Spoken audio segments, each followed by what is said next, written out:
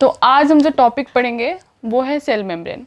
तो सबसे पहले हम देखेंगे सेल मेम्ब्रेन होता क्या है, इसके क्या क्या फीचर्स होते हैं, इसके एक एक पॉइंट को हम डिटेल्स में पढ़ेंगे। तो देखते हैं सबसे पहले कि सेल मेम्ब्रेन क्या है। तो ये एक सेल है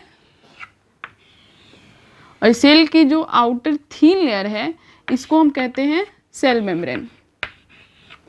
तो सबसे पहला पॉइंट हम लिखेंगे कि सेल मेम्ब्रेन जो होती है वो एक थीन लेयर होती है। एंड देन सेकेंड पॉइंट हम देखेंगे, थीन लेयर होने के साथ ही साथ इसमें कई सारे एंजाइम्स प्रेजेंट होते हैं और वो जो एंजाइम्स प्रेजेंट होते हैं उनकी वजह से मेटाबॉलिक रिएक्शंस होते हैं, मेटाबॉलिक एक्टिविटीज़ होती है, इसलिए हम सेल मेम्ब्रेन को लिविंग बाउंड्री भी कहते हैं। तो सेल मेम्ब्रेन एक लिविंग बाउंड्री होता है।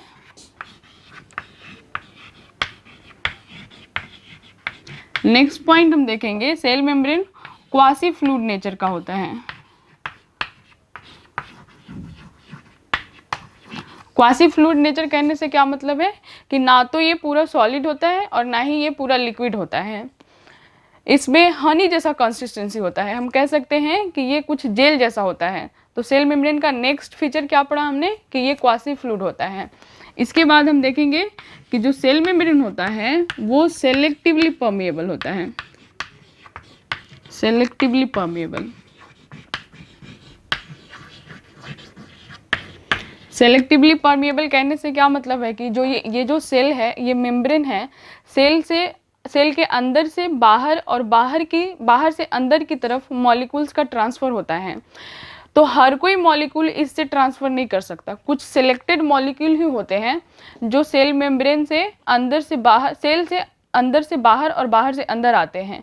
तो इसकी वजह से हम कहेंगे सेल मेम्ब्रेन जो होता है वो सेलेक्टिवली परमिएबल होता है। इसके बाद होता है सेल मेम्ब्रेन यूनिवर्सल लेयर होता है। यूनिवर्सल लेयर,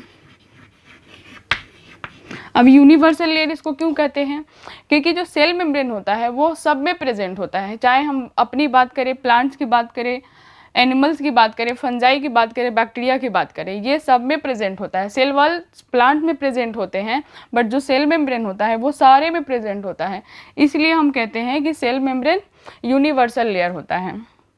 तो हमने क्या क्या देखा, जो सेल मेम्ब्रेन होता है ये थीन होता है, ये लिविंग बाउंड्री होता है क्योंकि इसमें मेटाबॉलिक एक्टिविटीज होता है एंजाइम्स के प्रेजेंट होने की वजह से।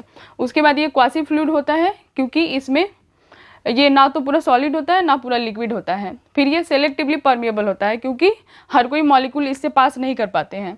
यूनिवर्सल लेयर इसलिए कहते हैं क्योंकि ये prokaryotes as well as eukaryotes सब में प्रेजेंट होता है। अब हम देखेंगे कि सेल मेम्ब्रेन के क्या क्या कॉम्पोजिशन होते हैं। कॉम्पोजिशन मतलब इसमें क्या क्या पाए जाते हैं, तो एक एक करके हम देखते हैं। तो सेल मेम्ब्रेन जो होता है उसमें basically proteins, lipids and carbohydrates present होते हैं। तो हम देखते हैं उनकी क्या क्या परसेंटेज होती है। तो सेल मेम्ब्रेन में जो प्रोटीन्स होता है, प्रोटीन्स होता है 58 to 59%, लिपिड्स 40% एंड कार्बोहाइड्रेट्स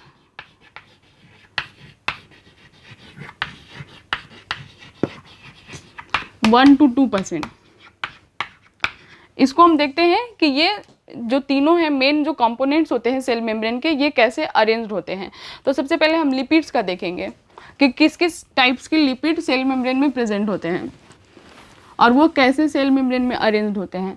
तो जो लिपिड होता है सेल मेम्ब्रेन में मेनली फॉस्फोलिपिड पाया जाता है।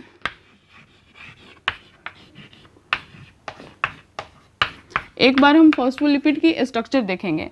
तो जो फॉस्फोलिपिड होता है उसमें दो पार्ट होते हैं, एक होता है हेड पार्ट और दूसरा होता है टेल पार्ट। ये है head part and this one is tail part. जो हेड पार्ट होता है वो होता है हाइड्रोफिलिक। हाइड्रो कहे तो hydro means water and philic means loving. Head part hydrophilic and tail part जो होता है वो होता है हाइड्रोफोबिक।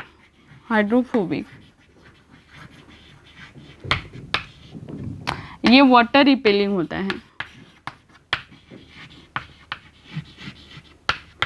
और ये जो टेल पार्ट होता है फॉस्फोलिपिड का, वो मेनली फैटी एसिड होता है। तो इसमें कार्बन कार्बन की चेन होती है।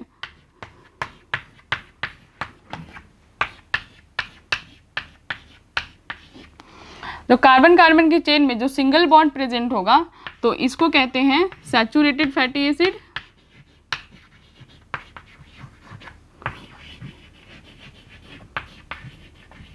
और जब इसके बीच में डबल बॉन्ड आ जाएगा तो इसको कहेंगे अनसैचुरेटेड फैटी एसिड।